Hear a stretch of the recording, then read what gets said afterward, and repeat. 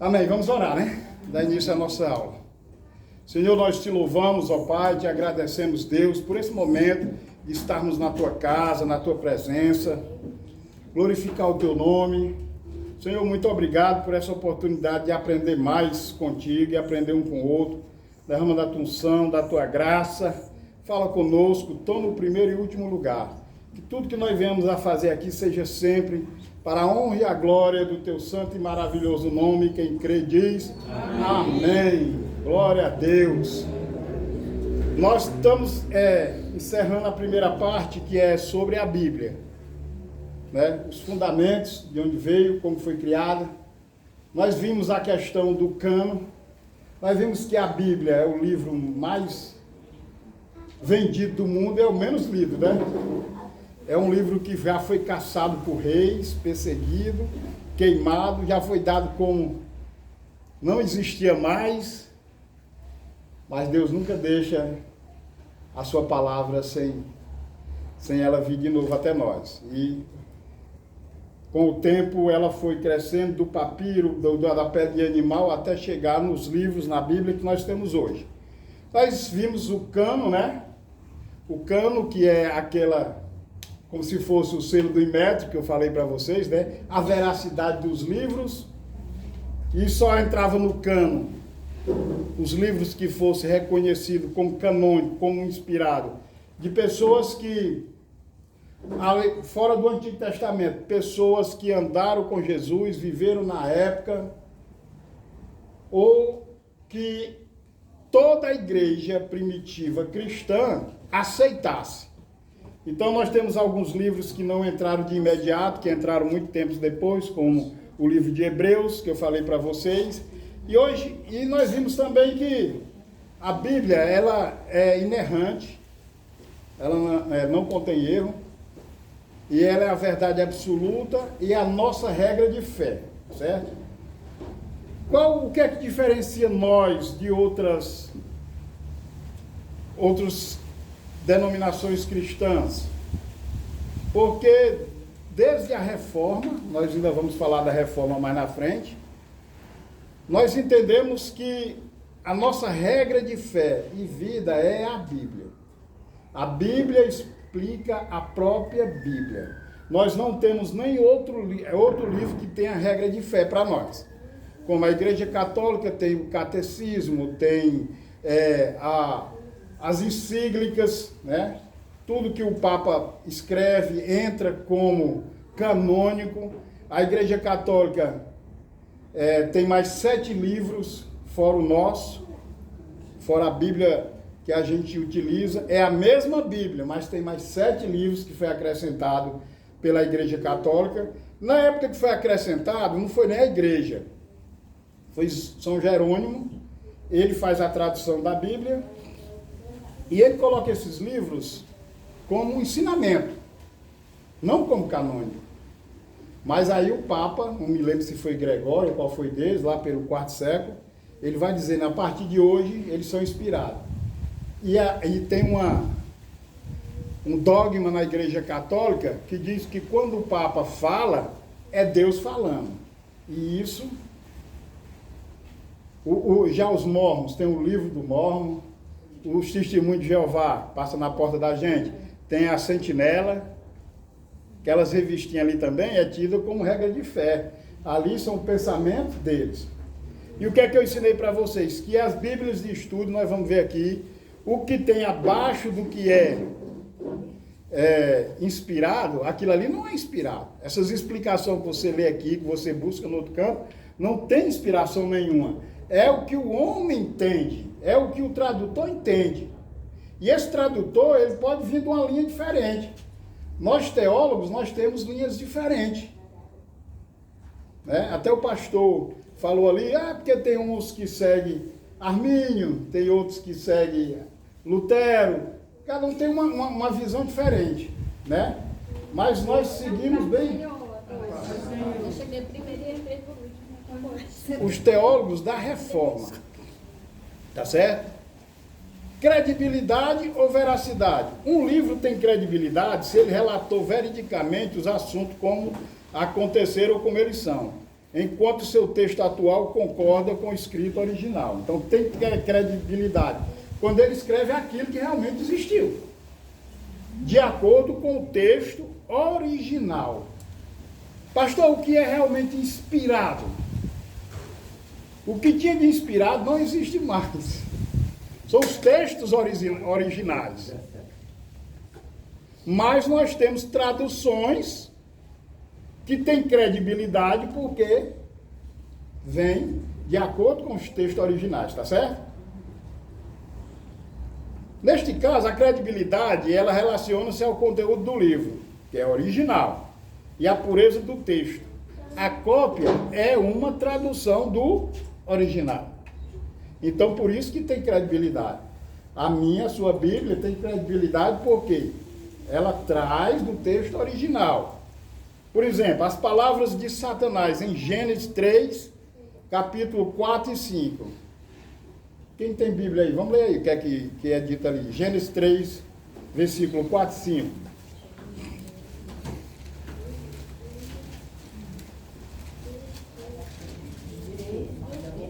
3, versículo 4 e 5.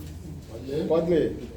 Então a serpente disse à mulher: é certo que não morrereis, porque Deus sabe que no dia em que dele comerdes, se vos abrirão os olhos, e como Deus sereis conhecidos do bem e do mal. Olha aí. Tem credibilidade? Tem. Não, são inspiradas? São. Mas elas não possuem autoridade. Porque são palavras do inimigo. Porque Deus disse, olha, não coma dessa planta. Se comer, certamente morrerá. Aí o que é que Satanás disse? Conversa não, certamente não morrerás. Distorce o que Deus disse. Mas ela está lá, inspirada, que foi colocada lá, para que a gente entenda que desobedecer uma verdade de Deus vai trazer consequência. Está entendendo? Porém, ela tem credibilidade quando a sua inscrição, porque foram registradas exatamente como Satanás falou. A veracidade das palavras de Satanás não se relaciona ao que ele pronunciou, mas sim como ele as pronunciou. Porque repetiu aí, mas é como ele disse. Nós vamos ver na Bíblia, gente, muitas passagens que não é Deus falando, mas está lá para se vir dizendo para a gente. Quando eu digo para você que no livro de Jó, a maioria do que tem ali não é Deus falando, é os amigos de Jó, Elifaz, Zofar, Beldade, Eliú, aqueles homens passam o tempo todo acusando Jó.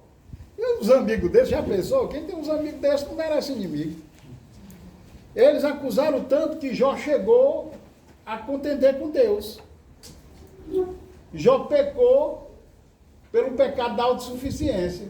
Que ele disse, mas Deus, eu sou um homem direito, eu sou um homem reto. A gente tem costume, quando o negócio está acochado, dizer isso. Aí Deus vai dizer, quem foi que fez o Leviatã? Quem foi que fez o Belmonte? Quem foi que criou tudo? Aí Jó, Senhor, me perdoa. Eu te conhecia só de ouvir falar.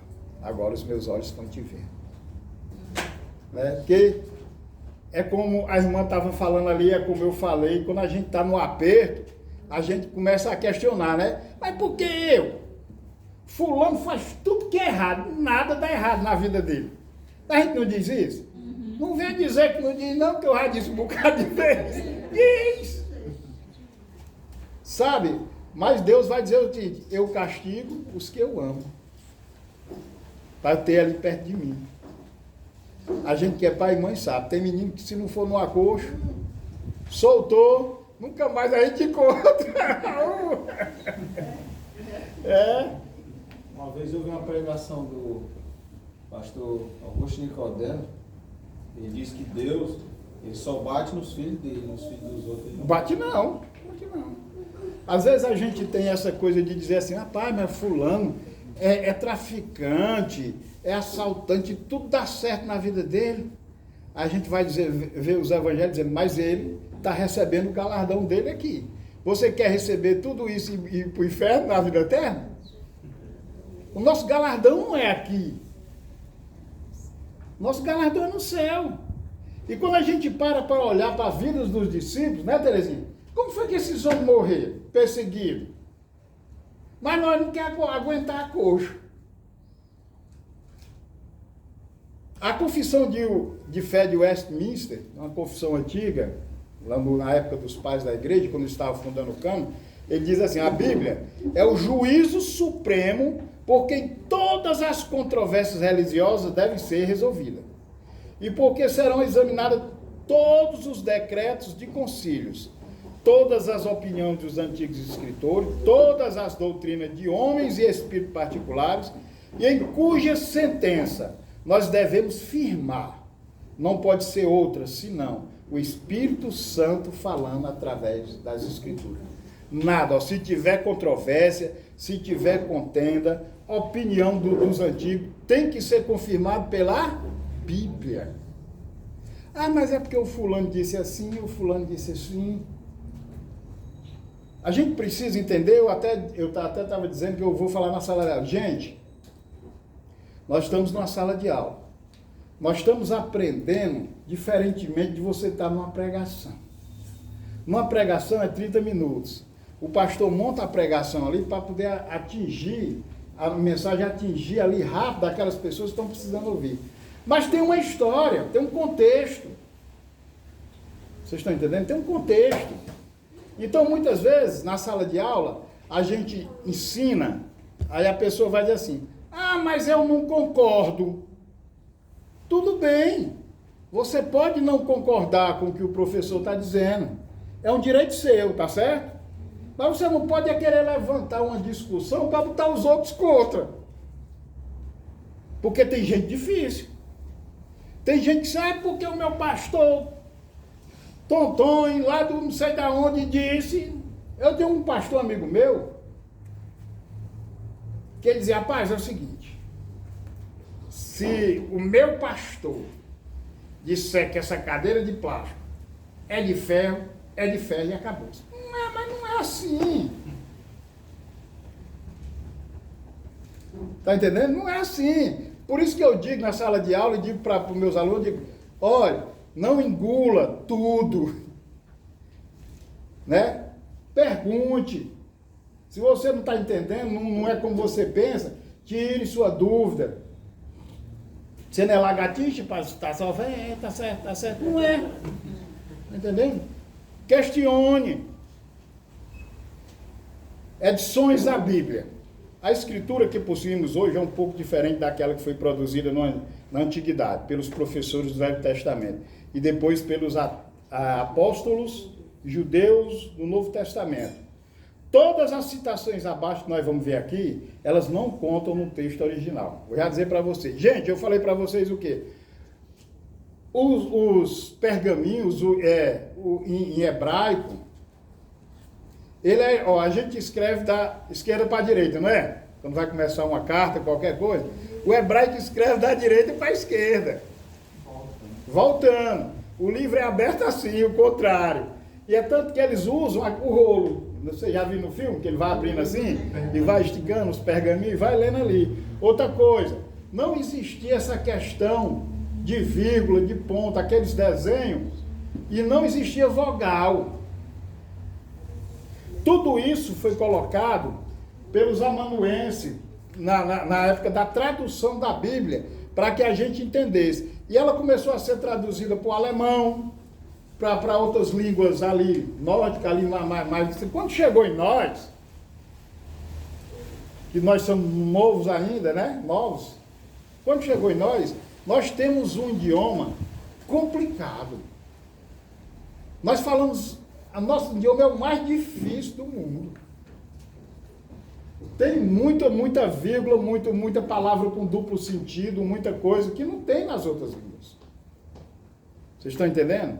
Então, para traduzir para o português, tem muita palavra que não se encontra tradução no português. Você tem que escrever o texto todo para ver qual é a palavra que cabe ali para a nossa língua.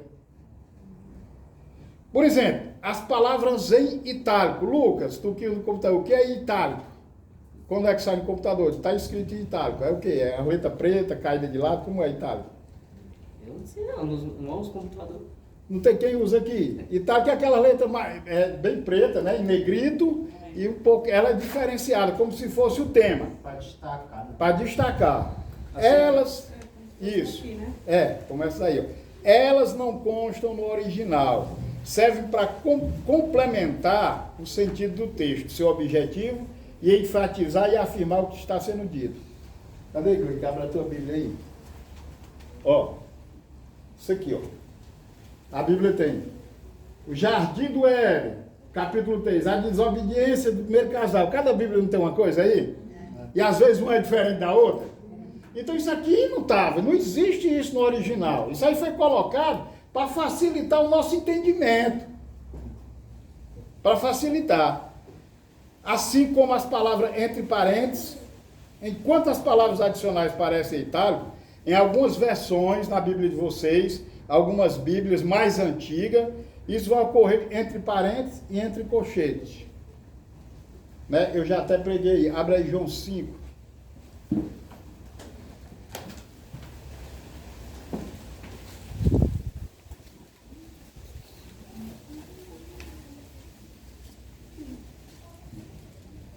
Bora, crentes, que tem que aprender a manusear essa Bíblia.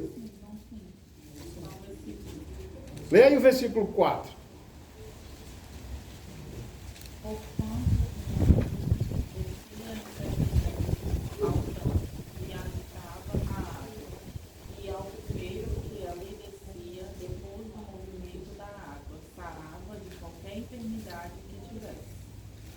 Todo esse versículo, ele não está no original. Algumas Bíblias vai estar marcando ele entre parênteses ou entre colchetes, mas nessa mais nova, nem marca e nem ensina. Está no colchete? Pois é, aí o que é que? O cara prega como se isso estivesse no original. Não está no original. Isso foi acrescentado, por quê? Para que o judeu entendesse melhor, porque para o judeu, toda profecia para o judeu tinha que aparecer um anjo no negócio, senão eles não acreditavam. Então não está no original. Palavras de rodapé na margem do texto. Determina trechos, palavras encontradas na margem, no rodapé da Bíblia. São traduções ou explicações de um trecho ou palavra. Essas explicações que tem no final da Bíblia de vocês, Bíblia de estudo. Do lado não tem isso. Também não está no original. Mas só tem referência, assim, não. Essas referências também não tá. Ela te dá uma referência para tu fazer uma comprovação da que tu está lendo com essa referência. Mas você pega uma linha para mim, velho. Então não está no original, gente. Aí quando você não tem conhecimento, você lê aqui, aí lê a explicação embaixo. E muitas vezes essa explicação que está sendo te dada é a visão do cara que está traduzindo. Aí você às vezes vai olhar a Bíblia da irmã aqui e está diferente da tua. O ponto de vista está diferente. É que nem o pastor disse, um é armeniano, o outro é calvinista. E tudo isso vai trazer. Mas aí, ó, quando você não conhece, você acha que tudo ali é inspirado. Divisão do texto em parágrafos não existe no texto original, embora essa divisão seja muito útil. Referências de rodapé é o que eu disse para vocês. E tem algo muito importante também. Hoje, nós temos Bíblias traduzidas. Aí tem a Bíblia da mulher que ora, a Bíblia do sufista, a Bíblia do pregador. Você vai, graça e paz, você vai ver, a maioria distorce, levando no sentido para aquele público que ela está escrevendo. Uma palavrinha só, no nosso idioma, muda todo o contexto, não muda não? Muda todo o contexto. É como eu disse para vocês naquela passagem lá no Gênesis, quando Abraão leva o filho para ser sacrificado. Algumas Bíblias vão dizer assim, e tentou Deus a Abraão. Tentou, mas no original e provou Deus a Abraão. Tentar não é diferente de provar, não? Porque, aí como é que a Bíblia se explica? Porque você vai ver lá em Tiago dizendo, Deus não é tentado por ninguém e a ninguém ele tenta. Então lá tem alguma coisa que não está certa. Está dizendo que Deus tentou.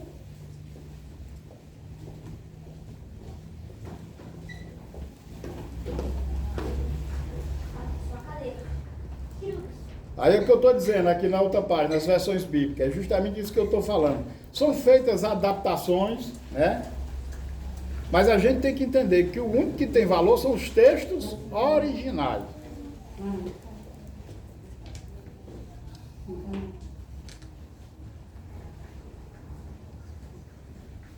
Isso não significa que não devemos confiar na Bíblia, mas sim que precisamos cada vez mais nos aprofundar no conhecimento e no relacionamento com Deus.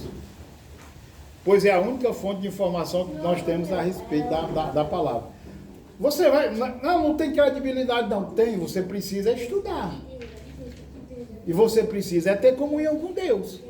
Porque quem vai trazer o discernimento para você, quem é? É o Espírito Santo.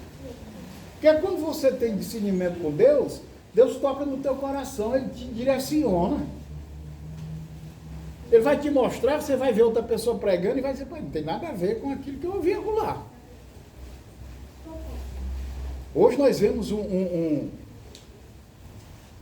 distribuir de pregações que envergonham, né? Essas pregações avivalistas. Você chega, o cara lê, quando você for numa igreja, que o pregador lê um texto, um versículo, e ele não fala nada do que aconteceu na Bíblia, e começa só, bufo, e roda para um lado, pula para o outro, o pessoal correndo, e começa a dizer que está vendo um anjo te entregando isso, o outro está falando isso, que estão dizendo isso. Gente, isso é emocionalismo, isso é para mexer com o povo, a Bíblia não ensina isso. Ai, pastor, quer dizer que o senhor está dizendo que a pessoa, quando está com o Espírito Santo, não, a gente se alegra. Mas não precisa entrar nessa coisa, jogar a cadeira por cima. Tem um negão se requebrando aí, faz vergonha, mas que as perto deles, eu dava uma pisa de pipa de boi neles. Rapaz, se fosse o mesmo branco, mas um preto que nem nós requebrando desse jeito, devagar, cidadão. Ei, pastor, mas por que é? Porque eu leio pouco. Leio pouco, certo. Mas aí se eu pegar isso aqui, eu na terceira série. Eu leio, devagarzinho eu leio. Mas o entendimento eu não tenho nessa cabecinha aqui, eu não tenho. Eu leio. Espera aí, manter calma. Todos nós temos condições de entender e de aprender. Todos nós. O que é que nós fizemos? Nós estudamos. Paramos no tempo. Olha, quando eu terminei o segundo grau, eu parei no tempo. Aí eu vim voltar para a minha faculdade em 2013, depois que eu aceitei Jesus. Você pensa que foi fácil? Lia, mesmo que nada. E você tem que se dedicar, Tem que orar, pedir a Deus, para Deus... Você sabia, amigo, que tem pessoas, as pessoas mais antigas de fé, que buscavam Deus mesmo em oração, que aprenderam a ler sozinho na Bíblia? Eu parei de estudar com 10, 13 anos, mas aí, como tinha problema demais na minha casa, meu pai, minha mãe brigavam, bebia, aí me tiraram do colégio também. Fui trabalhar, reciclando no meio do mundo, para poder botar comida em casa, aí pronto, me acostumei com aquele setor de trabalhar e o pai bebendo e batendo na minha mãe, botando comida em casa, eu botava comida em casa, eu minha irmã. Aí não tinha tempo de estudar. Mamãe, eu vou trabalhar, eu vou estudar. Ah, mas agora você ainda é novão. Eita, 51 anos. Sim, eu voltei para estudar com quase isso. Não, se fosse mais para preparar aqui, eu não tenho mais, assim.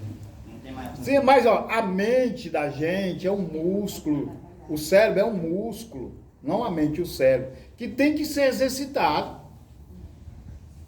Hoje, a maioria das pessoas entra no Alzheimer mais rápido do mundo porque não exercita a mente.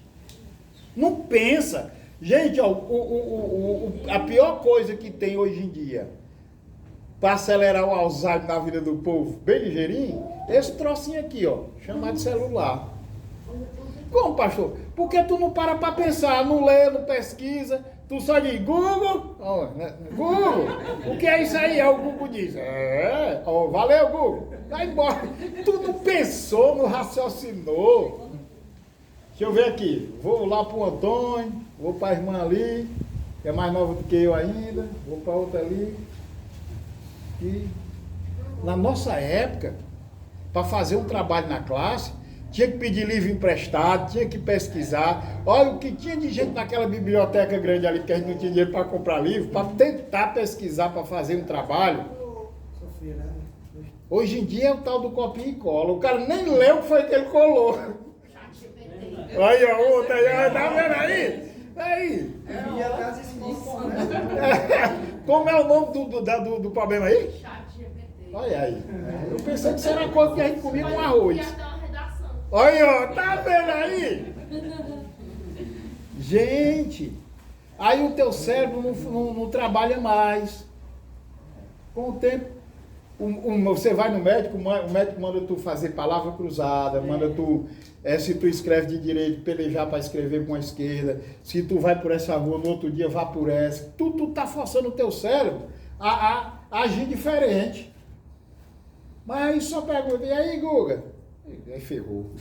Eu, se botar para fazer qualquer coisa, eu aprendo. Mas eu queria que me ensinasse a aprender a ler também, se era ligeiro. Ah, isso aí é um exemplo que se você se dedicar, você vai aprender. Porque a tua mente é boa. Se a gente aprende uma coisa, a gente não só aprende o que não presta, a gente aprende o que presta também. Lógico. Tá entendendo? Então tudo é dedicação, gente.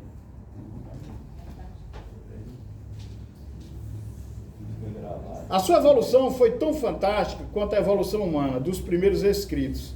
Em pedras, papiros, passando pelos peles de animais, pergaminhos e papel, até finalmente chegar nos nossos dias e difundir. Aí vem lá onde ele disse ali, nos bytes, nos gigabytes, não sei o que mais. Tá entendendo? O avanço da tecnologia, hoje se tem muita facilidade de pesquisar as coisas. Mas você tem que ter cuidado no que você está pesquisando. Comparar com a palavra, perguntar. Está entendendo? Aprender de tudo, mas retém o que é bom. É assim que a palavra de Deus diz. Vou ficar bem por aqui, né? Que eu cheguei a comer. Não, você já está na vaga, perdeu 2 pontos. Eu não analiso, não. Eu pensava primeiro, eu disse que eu tenho que sair de casa 2h30, porque eu saí 3h30, desde 3h30 que eu estou parado do ano. Realmente na nossa vida é que segundo é o dinheiro. É o dinheiro, ó. Cada uma pessoa diz que dinheiro não traz felicidade. Primeiramente deu segundo dinheiro.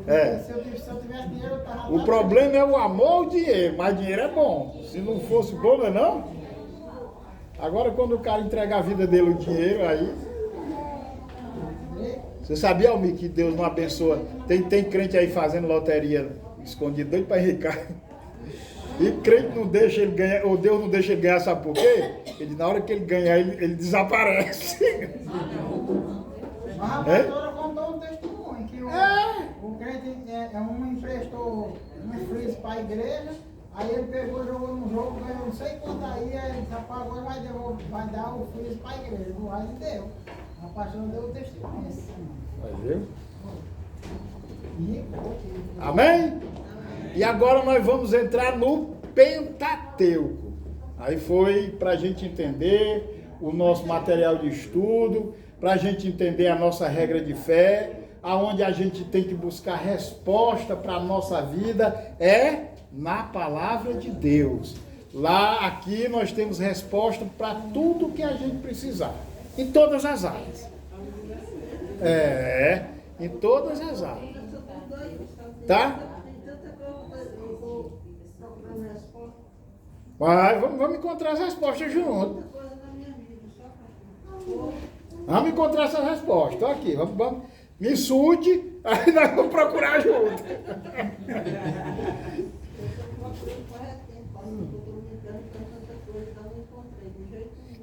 Mas encontrou o principal, encontrou Jesus e o resto. Não, aí já está dentro da resposta. É deixar o Espírito Santo mover as águas. Mover as águas. Às vezes sabia que é a gente que engancha a resposta um pouquinho? Às vezes a gente tem umas coisinhas nossa mesmo que não agrada a Deus, assim, bem pequenininha, que a gente acha que não estou ofendendo a ninguém, só estou fazendo mal a mim mesmo, Mas Deus gosta tanto de você que sabe que fazer mal a você, ele também não se agrada. Tá entendendo? Pentateuco. Me diga aí o que é Pentateuco. Claro, um crente aí, vai lá. É o nome pelo qual tradicionalmente se conhece o Antigo dos primeiros livros do Antigo Testamento. Ah, os crentes aí. Escrito por Moisés. Penta! Sim. É só se lembrar do Penta do Brasil, gente. 5. Teuco. Rolo, livro. São 5 livros. Pentateuco, na palavra grega, significa os 5 livros do Antigo Testamento. Essas é a Bíblia do judeu. É só a Torá. Não tem o Novo Testamento. Por que o judeu não tem o Novo Testamento? Eles ainda estão esperando algo. Eles ainda estão esperando Jesus voltar a primeira E vez. porque Jesus, ele meio que, posso falar, Pode falar. distorceu algumas doutrinas dos judeus naquela época? Não distorceu nada, não. Não, distorceu, como posso falar, é que ele veio para banir, né, essas doutrinas, como posso falar? Ele veio aperfeiçoar. Aperfeiçoar. Aperfeiçoar. Existia, gente, olha, por que é que a gente vai dizer assim, olha, a lei foi abolida. Paulo vai dizer assim, muito sério. Não é que a gente não precisa conhecer o Antigo Testamento, mas que muita doutrina que era passada no Antigo Testamento, nós não podemos viver mais hoje, depois da vinda de Cristo. Cristo aperfeiçoou. Já pensou a lei do divórcio? O cara podia divorciar da mulher até pelo arroz queimado. Queimou o arroz, bota ela para ir embora. Passei mais de 10 anos. Com arroz queimado? Passei divorciar. Pensei que era com arroz queimado. Passei divorciar porque o negócio é estreito para se divorciar. Para casar e ter, mas para divorciar, viu? Aí, ó, a lei quando fala em divórcio, essa mulher se acha bom, rapaz. Rapaz, vocês têm que cuidar. Quem não casou ainda, vigia. Porque depois de Jesus não existe mais isso, não. Aí, velho, na lei, era dente por dente, olho por olho. Se eu matei o cavalo do Almir, o Almir tinha direito de matar o meu. Existia a condição até, se a mulher adulterasse, apedrejava. Era para apedrejar os dois, mas era difícil apedrejar um homem, né? A culpa sempre era da mulher. Porque não é um livro machista, gente. É que ali, naquela parte do Oriente Médio, para aquele lado ali, a mulher, ela não tem valor nenhum. Hoje já mudou muito. Mas a mulher era tida como uma mercadoria. Ela era propriedade do marido. É aquela que Isso é melhor não ter marido, que é pra não usar o véu, foi falta. Você não é muçulmano. Como é? Ai, fica lá na Mas tu não tá pra lá não, mulher, tu tá aqui. Isso é melhor não ter, pelo menos tem valor. Na terra não tem, não dá valor. Você vai ver aqui, tem o nome do país, rapaz, eu estava até vendo isso agora. A mulher continua do mesmo jeito lá. É proibido a mulher estudar, aprender a lei para a escola no Paquistão, se eu não me engano. Porque ela é considerada um ser de segunda classe. Um ser de segunda classe. Então se podia trocar a mulher, botar para ir embora. Quando eu estava lá no Egito, o pastor que foi comigo já disse isso para vocês. O beduíno lá do deserto botou chamou o pastor para trocar a irmã Lucila pelo camelo. Mas Lucila ficou olhando assim, o pastor muito gato disse, se você der o menos 2 camelos, ela fica, rapaz. Mas Lucila passou qual o resto da viagem dele. Foi falta de respeito dele? Não. Ele até valorizou bem ela. Porque para eles que vivem no deserto, você consegue atravessar o deserto montado num camelo. Mas com a mulher você morre mais dela no primeiro dia. Então o camelo é muito valioso. Então, gente, as leis que foram entregues no Antigo Testamento, na Torá, quando Jesus veio, ele veio aperfeiçoar. E ele vai bater de frente com todo o sistema. E aperfeiçoa. Porque a lei mostrava só o pecado, mas não salvava ninguém. E Jesus veio, trabalhou isso aí e trouxe a salvação.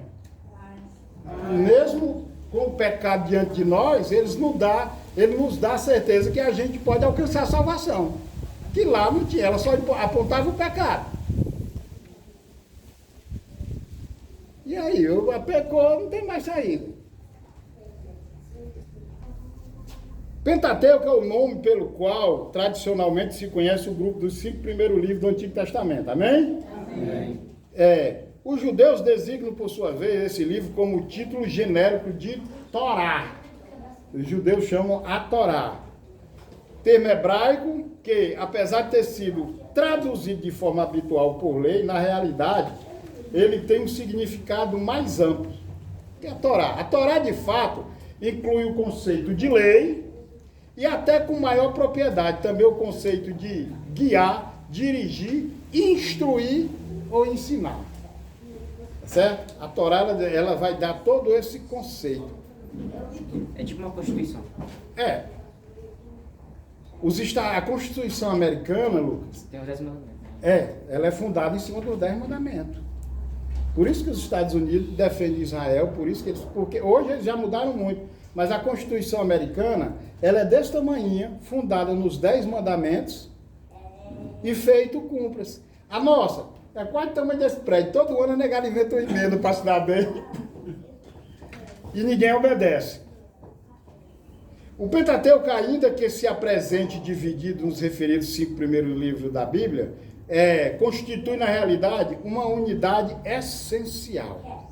Então, são 5 livros diferentes, mas é na mesma essência, na mesma unidade. A divisão, ela corresponde a uma época já remota. Encontra-se na tradução grega do Antigo Testamento, chamado Septuaginta, ou versão dos 70.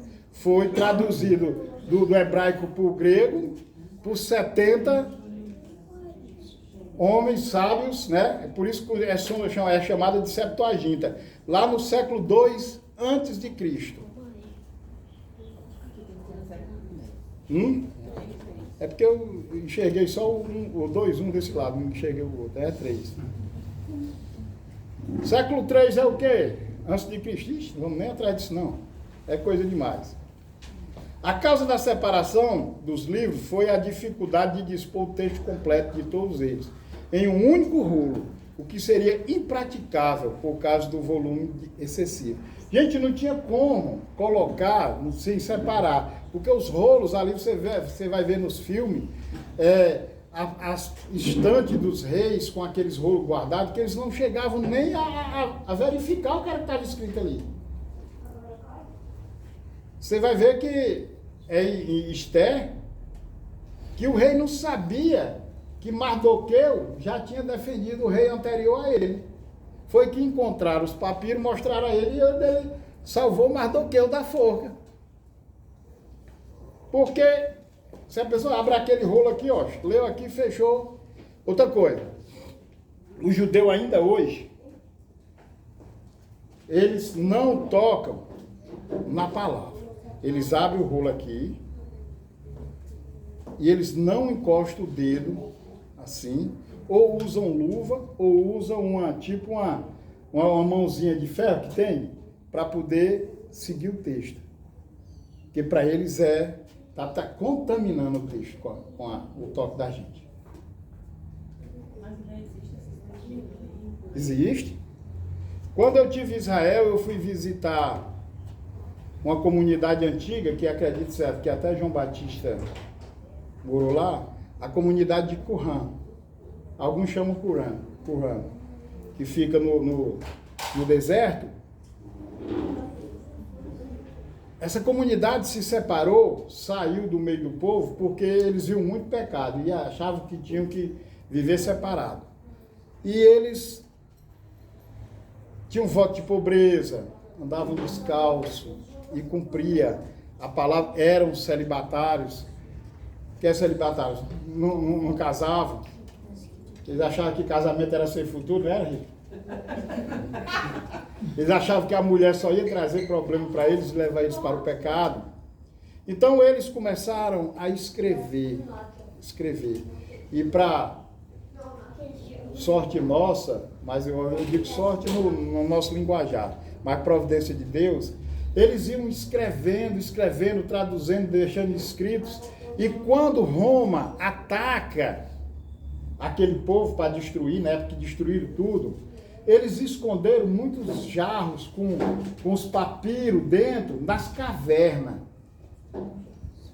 E agora, em 1940, alguma coisa, um pastor de ovelhas, uma ovelha se perdeu e ele saiu procurando, e ele joga uma pedra dentro de uma caverna daquela, para ver se a ovelha estava lá, ele escuta um quebrando. E ele entra para lá, era um jarro. E ele encontra o papiro. O que é que ele faz? Ele rasgou no meio e vendeu uma parte para ganhar mais. E quando descobriram o que era, gente, foi encontrado dentro das cavernas quase que o livro de Isaías completo. Original. Algumas partes do Novo Testamento. Então ele está lá, o que eu pude ver, tive acesso, só cópia. Por que, pastor, o original? Porque o original, eles estão no local reservado, onde nem ar pode entrar para não pegar bactéria que ele desmancha. Se você bater foto, a radiação desmancha.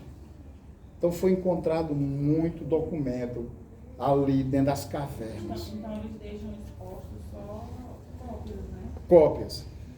Não tem acesso ao original, não. Hoje quem tem mais coisas antigas é a Biblioteca do Vaticano, que eles não autorizam todo mundo a entrar lá para poder olhar. E a pessoa, eles têm os maiores conhecimentos, mas distorce segundo a mente deles, né? Mas eles têm muita coisa antiga lá. Então, Deus providenciou que esse povo escondesse isso, né? E chegasse até nós. A gente entra ali no Museu do Cário e a gente vê a história na frente da gente, mas é proibido fotografar. A gente vê múmia da época, utensílios, coisas que eram encontradas. E o que eu achei mais estranho foi a múmia do faraó Tutankhamon. Ele devia... Qual a tua idade, Lucas? 14. Ele tinha entre 14 e 16 anos, quando ele assumiu, e ele morreu com essa idade, ele morreu novo.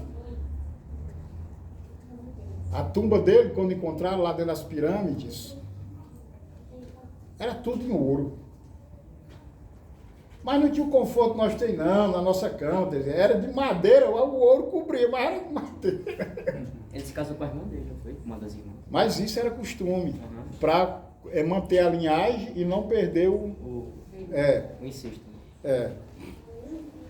Tutankhamon, aí foi a nossa turma que estava lá, tinha uma senhora, uma irmã já velhinha, a irmã olhou assim e disse: e esse menino, esse bichinho morreu de quê?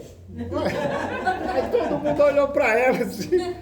Aí o nosso guia disse: olha, a história acredita que ele deva ter morrido numa queda de cavalo, porque ele tem um buraco no crânio.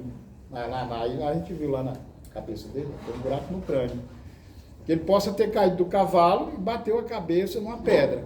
A irmã disse: e quem foi o infeliz que deixou esse menino andar a cavalo sozinho? Talvez se essa já estivesse lá no jogo. E ela foi com o filho dela, um cabra velho da minha idade, ficar: ei, mamãe, né, mamãe, rapaz? A gente tinha lá o tempo todo rindo. Os nomes da origem grega, adotados pela igreja cristã, grego-latina, como título desses 5 livros, são os mesmos com que foram designadas a Septuaginta. Então nós vemos aí, ó, Gênesis é o que está na nossa Bíblia hoje, né? Gênesis, que significa a origem. Êxodo, a saída. Levítico, é relativo à tribo de Levi. É onde vai ensinado as leis como é que eu digo? Sacerdotais. Sacrifício e tudo. Números. Onde foi mandado contar o número de pessoas. E Deuteronômio. A segunda lei. Aí teve outra lei, Terezinha? Não é a segunda lei, é a mesma coisa, só que é relatada de uma maneira diferente. Mais detalhada. Quando você vai ler Deuteronômio, você vai, mas eu já li isso aqui na frente, mas não leu tão detalhado como é Deuteronômio, tá certo? Pentateuco e a história. Olha a hora. Característica essencial do Pentateuco da Torá é a alternância de sessões e narrativas com outras dedicadas a instruir o povo de Israel a regulamentar sua conduta, tanto na ordem ética pessoal e social, como muito especialmente na religião. Por quê, gente? Era necessário. Esse povo era um povo nômade. Alguém explica aí para a classe o que é nômade? Que não fica nem soltando. Isso. É tipo para nós cigano. Quem é que conhece cigano aqui? Cigano não para em canto nenhum. Então o povo nômade, os pastores, eles ficavam aqui uma época, armava a tenda, aí saía, ia para outro lugar, de acordo onde tivesse água para os bichos, onde pudesse plantar, e eles ficavam sempre se movimentando. Então a lei era da própria tribo. O líder da tribo, ele que criava a lei. E a tribo do Antônio tinha uma lei, a tribo dele ali tinha outra lei, a tribo do Érico. Aí foi preciso Deus mandar Moisés, dar a lei para Moisés. É assim, para todo mundo. Tem que seguir essa lei aqui, regulamentar a conduta. Aquele povo vivia de qualquer maneira. Não tinha ética pessoal, porque diferenciava de uma tribo para outra, e religiosa, muito menos. Você vai ver quando Deus chama Abraão, que era Abrão, ele morava, hoje por dizer, numa metrópole. Era um local muito rico, mas lá se adorava qualquer coisa. Então não tinha essa coisa de adorar o único Deus, o Deus verdadeiro. Então a lei, ela vem para especificar e detalhar tudo isso. Por isso que a Bíblia vai dizer que quando não tinha lei, não tinha pecado. E ainda hoje é assim. Quando a gente vai olhar a nossa Constituição, lá está dizendo, ó, não há crime sem uma lei que o determine. Se você procura lá no direito penal ou no direito e não tem uma lei para aquilo que você cometeu, então não há crime. Então é preciso que seja criada uma lei. E Deus cria a lei e entrega a Moisés. Tá certo? O Pentateuco mostra-se como o depósito da vontade de Deus manifesta na forma de ensinamentos, mandamentos e lei, cujo objetivo primordial é configurar um povo santo, que seja portador fiel perante o restante da humanidade, da oferta divina, da salvação universal. Então Deus sempre quis formar um povo santo. Mas o homem é complicado. Deus tentou com o primeiro casal. O casal perdeu. Deus tenta de novo. Né? É preciso destruir todo mundo. Aí ele vai com a família de Noé. Aí já entra também problema, pecado na época de Noé. E assim vai. Com Abraão, com Isaac, com Jacó. Quando é que Deus consegue formar um povo santo? Quando Jesus veio. Só no Cristo, como diz o Lucas. Não quando ele veio. Ele veio, certo? Aí ele quebrou a hegemonia, pagou toda besteira que nós fizemos, todo pecado. Nele foi pago na cruz. E a partir dali, se a gente for enxertado nele, aí nós estamos na família de santos. Eu fiz uma pergunta na sala de aula. Quem é santo aqui? Só o santo, levanta a mão. Só o santo. Isso. Vamos lá. Terezinha, esse rapaz não lhe ensinou não, Terezinha? Que você é santa? Santa Terezinha do Mestre Tonton, hein?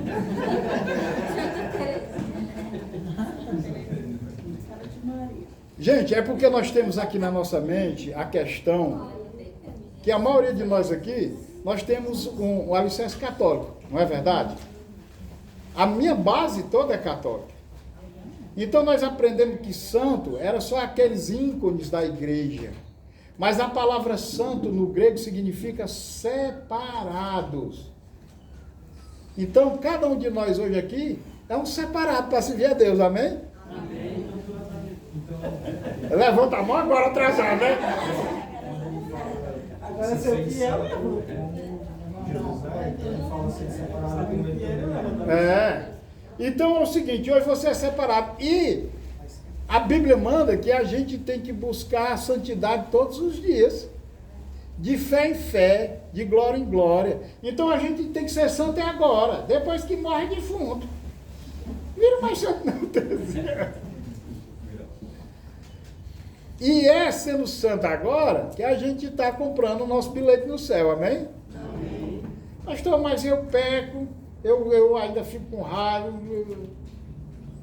Sim, e quem é que não fica?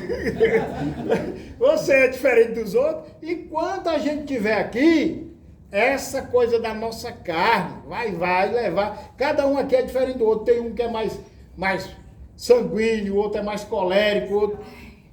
Eu sou sanguíneo. Depois eu vou explicar para vocês isso aí mais na frente.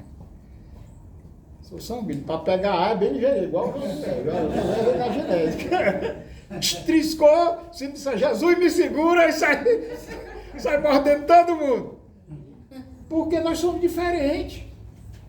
A diferença hoje nossa é que quando a gente age assim, o Espírito Santo incomoda, porque a gente fez besteira.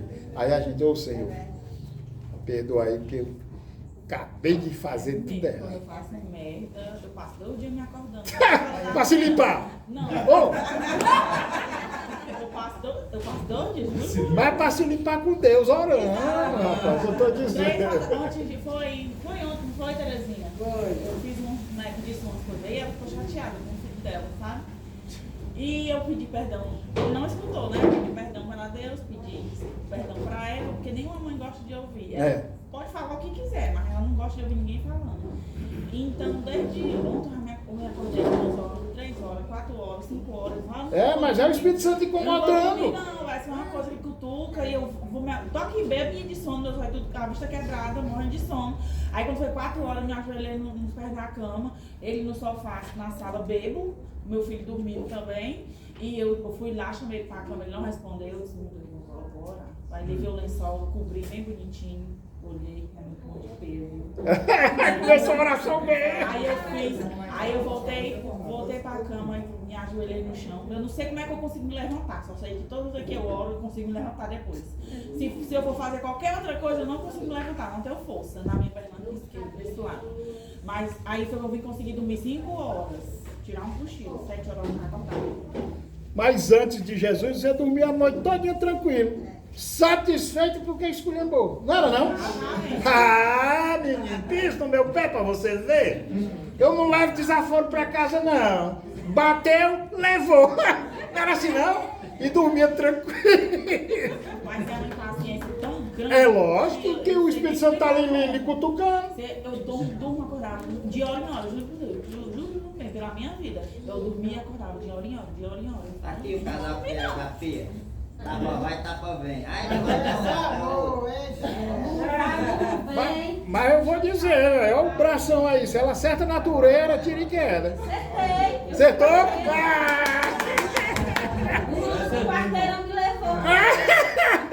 Eu levei, fiz aqui no nariz dele, quebrei assim. Desde esse dia nunca mais ele quis tocar. Mas a gente faz efeito, né?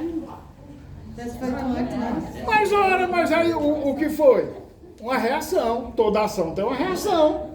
Batia, ela apanhava. Eu sabia apanhando, não quer saber, não vai apanhar não. Mas qual era? Qual era o costume dele? O costume deles. Bebia, drogado, batia nela. Queria mais dinheiro, ela não dava, fumava. Queria mais, ai!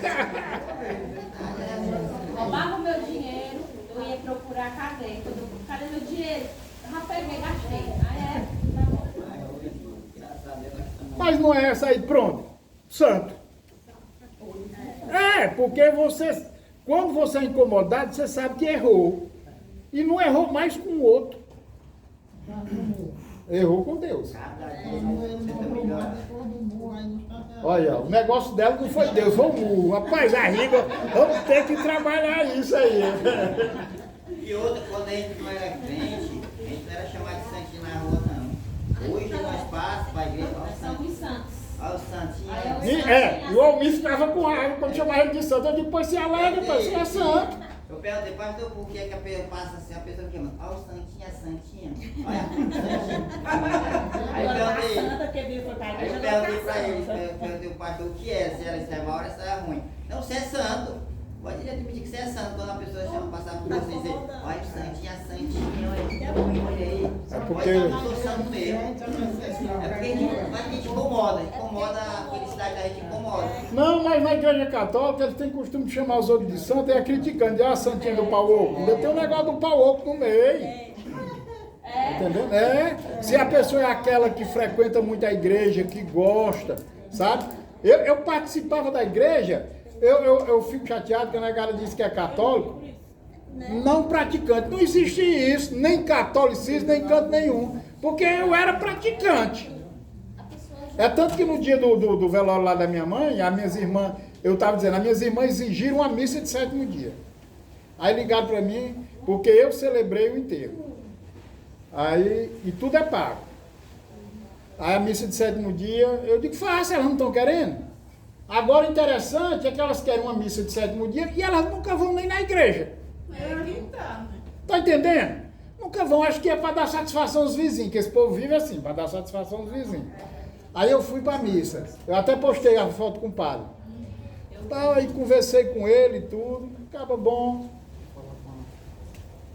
Quando foi, depois eu cheguei pro meu irmão e disse, vem cá, quanto foi que tu pagou por essa missa? Porque eu estranhei. Aí sabe quanto cobraram? R$1.500 por uma missa.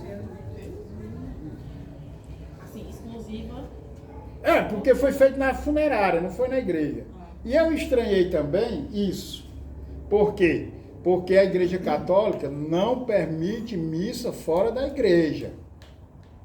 A não ser que você procure o bispo numa situação muito especial e você monte o altar no local. Porque há um dogma na igreja católica que vai dizer que só há salvação embaixo da igreja católica. Mas isso é ensinamento da igreja. É uma coisa que a gente tem que respeitar. Então eu estranhei. E estranhei também porque como eu trabalho, eu faço um bico de segurança na funerária, eu vejo que os padres vão rezar a missa, mas não é uma missa normal. É aquela de recomendação do corpo, encomendação do corpo. E é trezentinho. Aí eu conversando com os padres, que eu tenho amizade com ele lá, e eu digo, rapaz, aí eu mostrei para ele. Aí o padre olhou e disse, isso é um ladrão, macho. Isso é um assaltante, esse cara aí não tem comunhão com a gente, não. Eu digo, como é, mano? A funerária chamou um cara que não é padre da igreja católica. É um padre da igreja ortodoxa brasileira. Não tem nada a ver. Ainda não é da igreja dela. Deu vontade foi de eu rir, porque eu também respeito a fé dele. Independente de qualquer coisa. Só que eu estava dizendo, ó, ela não anda na igreja, pede uma missa de 7º dia, o cabo manda um padre que não é da igreja dela, pagaram 1.500 contos, e elas viviam com o ordenado da minha mãe, 1.500 tinha dado para fazer uma feira para 3 meses. Gente! A gente tem que ter cuidado com essas coisas. Porque não estou recriminando a igreja, não. Eu estou recriminando porque as minhas irmãs que se diz católica era para participar, não era não? Porque eu, quando estava na igreja católica, eu participava de tudo. Eu fiz tudo. Quando eu cheguei aqui do interior, eu abria novena nas casas. Aí essas cidadãs aqui da minha mulher e eu começaram a mangar de mim, eu comecei a ficar meio invocado. Mas eu ia, Terezinha, abria, eu ia para as procissões, e no dia 19 de março, eu ia para a missa de São José, lá na catedral. Eu ia porque minha mãe dizia que São José era o meu padrinho. Era que antigamente tinha isso. Os padrinhos daqui era só de apresentar, que as pessoas botavam o santo. Então São José era o meu padrinho. Ia com a obediência, né? Eu ia para a missa. Eu lembro que eu comprei 2 terços, um para mim e outro para ela. Ela não nunca foi, ia só para ficar nas calçadas. Aí eu comprei um texto para mim e um para ela. Eu nunca vi o texto dela, acho que ela perdeu, não sabe nem onde jogou esse texto, não. Vou ser sincero com você, eu só entrei numa igreja católica para batizar meu filho. Só. Mas Nunca mais. Mas por quê? Porque a minha mãe me ensinou. A gente rezava o texto, na sexta-feira era o rosário. O rosário eu ficava meio agoniado, que é muito, não, mas era isso, era. É 10. Paz. Então, gente, nós precisamos entender uma coisa. Respeitar a fé do outro. Independente qual seja a fé do outro. Respeitar. Se você quer que respeite a sua fé, respeite a fé do outro. Porque eu transito, eu ando em todo canto. Se eu disser para vocês que eu tive problema foi com os crentes. Eu tenho um terrenozinho aqui perto do interior, na Barreira. E aí todo mundo ficou logo sabendo que eu era polícia e era pastor. Aí os crentes começaram a me chamar e eu fui fazer pregação lá e tal. E é só uma ruazinha, um povoadozinho, e tem uma capela da Igreja Católica. E eu tenho amizade com todo mundo. Aí a mulher do comércio, ela é responsável pela igreja. Aí ela foi deixar um gás lá em casa e disse, ei, vai ter a procissão. Era Semana Santa, era Sexta-feira Santa. Mas tu é pastor, tu não vai? Eu digo, sim, mas a minha mãe não é. Ela vai, que eu vou com ela. Eu nunca disse que minha mãe tinha que largar a fé dela, nem minhas irmãs. Nunca. Aí eu fui com a minha mãe, gente, aí não tem as estações, né, que levam a santa para cá, a primeira estação, segunda estação, e eu acompanhando com a minha mãe e o povo olhando para mim. Aí quando chegou na igreja, nós entramos, eu sentei lá na igreja, não olharam mais nem para o pregador, era só para mim. Eu disse, o que está acontecendo que esse pessoal está só olhando para mim? Aí disseram, não, é porque o senhor é crente e está entrando aqui, qual é o problema? Aí, se eu te disser que teve, nunca mais os crentes de lá me chamaram para coisa nenhuma, me excomungaram. Dá para você ver como é a cabeça do ser humano. O irmão diz, rapaz, eu não ando na tua igreja. Você não anda na minha? Eu digo, você já me chamou? Porque eu vou assistir uma missa, eu cansei de levar a mamãe para as novenas e ficar lá com ela. Lógico. Gente, formação do Pentateuco. Vamos dar início aqui, nós vamos já parar, porque senão o pastor puxa minha orelha. Em primeiro lugar, há certos textos bíblicos que revelam a existência de fontes anteriores ao próprio Pentateuco. Por exemplo, o chamado Livro das Guerras do Senhor, expressado, citado em Números 21:14. Gente, é na página 20, o primeiro parágrafo. Olha, sempre não caiu do céu assim o Pentateuco, antes da lei de Moisés, já existia, gente. Ó, Moisés foi criado onde? No Egito, foi. Aquelas pirâmides já estavam lá. Já existia gente em todo canto. E a biblioteca de Alexandria já era lotada. Os filósofos já escreviam muito. Então, para se fundar o Pentateuco, já tinha ensinamento. Como era na época do Antigo Testamento, antes de escrever o Pentateuco, além da Torá? Era ensinado assim, ó, verbalmente. Um passando para o outro, o pai passava para o filho, e tinha aquela coisa da primogenitura do filho mais velho, né? Seguir o pai. Quem foi católico aqui sabe que, mais antigamente, o primeiro filho geralmente era tirado para ir para o seminário, a ser padre. Porque a Bíblia diz que o primeiro deveria ser entregue a Deus. Então era um costume. Lá na casa dos Kisuke, a mãe do Leonardo queria que ele fosse padre, mas o Leonardo nunca prestou, quem foi o Luciano. Então cada um com seus ensinamentos, mas sempre existiu, um ia passando para o outro. Vocês sabiam que tem testemunho de um dilúvio, antes de ser escrito o dilúvio daqui. Em outras culturas já falam de um dilúvio. Em segundo lugar, achamos-nos diante de uma obra literária rica em conteúdo e complexa em composição, que frequentemente deixa perceber o eco de diversas etapas e distintos narradores. Gente, olha, a gente tem que entender uma coisa. Nós vamos aprender isso. Nós somos um povo latino de uma cultura diferente, amém? Amém. Isso aqui está escrito, tem um vácuo de 2020 e tantos anos. O Antigo Testamento bem mais antigo. Aí vem o Novo. Gente, o que foi escrito aqui é humanamente impossível se viver na nossa cultura. Eu não posso exigir que a minha mulher ande de burca. A nossa cultura é uma cultura diferente. Aqui nós vivemos num país latino, muito quente, aqui está pegando fogo. Hoje o vento está pouco, não tá? Aí, a tendência é que a gente use uma roupa mais aberta, mais curta, mais clara, para evitar o calor.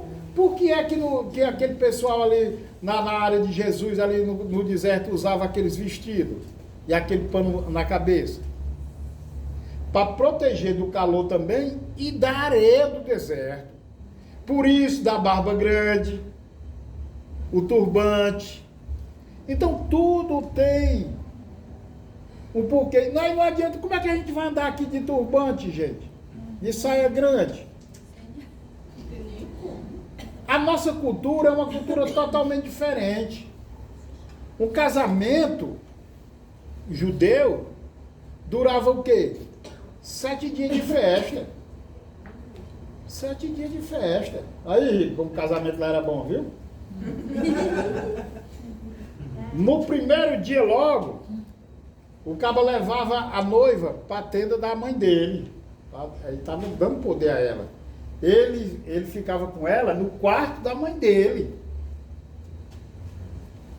E o negócio estava truando lá dentro e a festa aqui fora. Mas por que a festa estava lá fora? Porque quando o cabo terminasse o serviço lá, ele vinha para a porta do quarto com um lençol sujo de sangue para mostrar para o povo que tinha. Deu certo, deu certo. Ave Maria, devia ser bom. Olha a outra! Devia ser constrangedor. Se fosse aqui, né? Constrangedor é se não acontecesse, se não tivesse mais nada lá, aí era constrangedor. Eu não sei o que é pior, se ele mostrar ou ele não mostrar, né?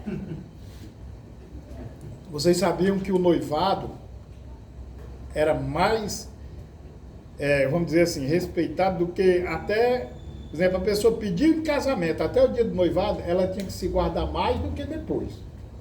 Porque se ela pisasse na bola e quebrasse o contrato, o negócio pegava. Então ela tinha que ser parcelada. Sem, vamos acompanhar. Sem derramamento de sangue não há remissão de pecados. E o derramamento do sangue ali mostrava que a partir dali era uma só carne. Está entendendo? Aí a nossa cultura é o quê? O cara pega uma, solta uma, pega outra, papai, aí quando ele termina com uma que já passou na mão dos outros, aí fica um negócio meio estranho.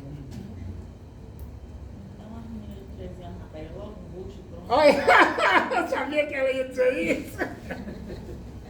Mas não aconteceu comigo, não. Não, gente, mas aí isso não é um negócio para nós se preocupar, não. Um negócio para a gente não querer comparar. Porque não tem como, na nossa cultura, seguir o pé da letra da cultura deles. Questão da comida, questão da lei, do respeito. Eles são muito respeitosos com a igreja. Vocês sabiam que nós temos uma coisa muito feia? A gente fala muito da igreja católica, mas nós somos muito desrespeitosos. Você chega na igreja católica, você não passa em frente. Se passar, você para aí, faz a reverência. Aqui passa, dá uma topada, só falta jogar o pregador. Você está entendendo?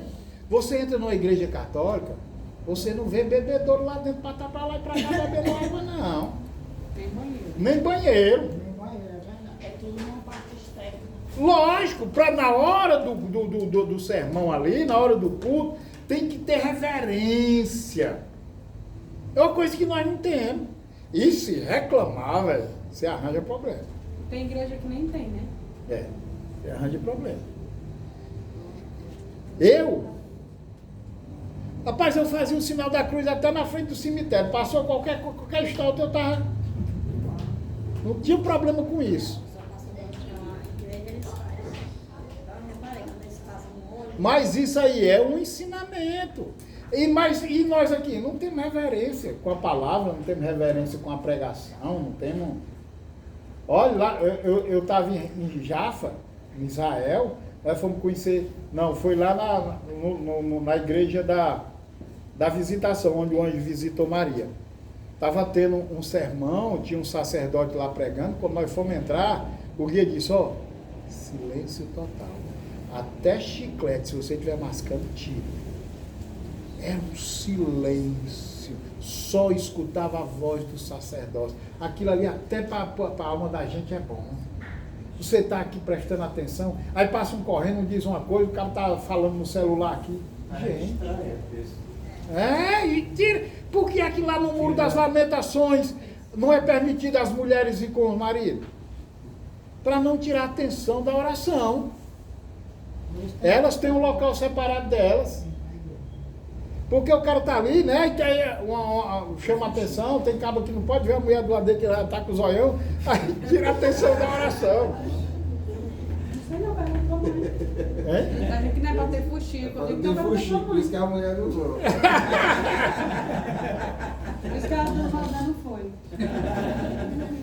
Então você a gente tem que aprender essas coisas de cultura, de comportamento, de vestimenta. Gente, aqui mesmo, nós temos um costume, nós somos um povo muito acolhedor. Somos raiventos, isso é verdade. Mas aí a gente gosta de abraçar, gosta, né? Não gosta? Tu vai chegar bem ali. Você chega em Portugal, que é que fala a nossa mesma língua, é um povo seco. Não tem esse negócio de, como é que tá? Não. São um povo direto que diz as coisas na cara, que se tu acha ruim, não acha, tal. A gente já é diferente aqui no Nordeste. Nossa cultura é outra. Hein? Não, cada um vive a sua vida e não tem esse negócio de você estar... Aqui nós já estamos quase assim, mas antigamente no interior, quem é do interior sabe. Vai buscar uma xícara de arroz ali na comadre fulano de tal, matava um pouco, dividia para todo mundo. Quando era na safra, todo mundo tinha essas coisas. Milho, tapioca. Era. Hoje em dia, se a gente chegar lá, o pessoal ainda tem o maior cuidado. Eu fui celebrar o casamento de um aluno meu em Baturité, aí levei 4 irmãs e o irmão Milton no carro, o casal já estava lá, aí nós ficamos na casa de uma senhora, perto da pracinha, antes do horário do culto. E a senhora muito católica que recebeu a gente. Uma benção. E sabe para onde é que leva logo os convidados? Para a cozinha. Eita, pastor. Botou logo nós na mesona, né? Jogou um cuscuz, leite e tal, e eu já me ajeitei aqui, né? Aí tinha uma... A Alessandra, a negona que era aluna minha, mora aqui no Industrial. Ela olhou para trás e atrás aqui da porta tinha o altar Nossa Senhora Aparecida. Desse tamanho. A nega olhou e disse, mas olha aí, cala sua boca. Cala sua boca, se você falar besteira e a mulher tirar o cuscuz aqui, você vai de pé com a sua cabeça. Deixa a santa da mulher em paz. Você não está fazendo mal, você... Precisa disso, precisa, que você vai ir falar besteira. Na casa dos outros, rapaz, respeita os... Ora, mas... Porque se fosse eu falasse da minha santa, eu ia tirar o cuscuz, vou comer no outro canto. É doido? Vamos encerrar aqui.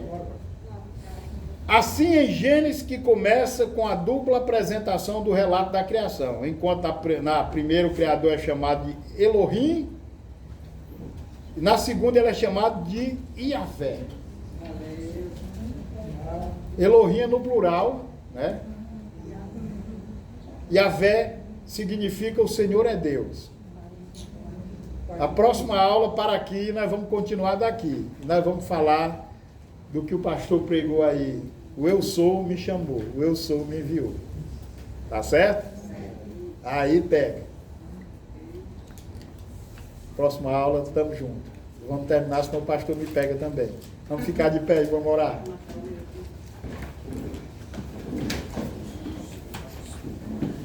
Senhor, nós te agradecemos, te damos graça, muito obrigado por esse momento, de estarmos na tua casa, aprendendo contigo. Toma o primeiro e último lugar na nossa vida. Deus, que agora nós vamos te cultuar ali, seja uma alegria só no nosso coração, que nós possamos aprender a ser mais santo, Deus, estar mais próximo de ti. Fala conosco hoje à noite, que tenha uma palavra no nosso coração, para que essa semana seja uma semana abençoada para cada um de nós, derramando da tua unção, da tua misericórdia, da tua graça. Fica conosco e que tudo que nós viemos a fazer seja sempre para a honra e a glória do teu santo e maravilhoso nome. Quem crê diz amém. Se tiver dúvida, eu esqueci de perguntar antes, pode mandar para mim no grupo, pode perguntar, fala comigo, tá certo?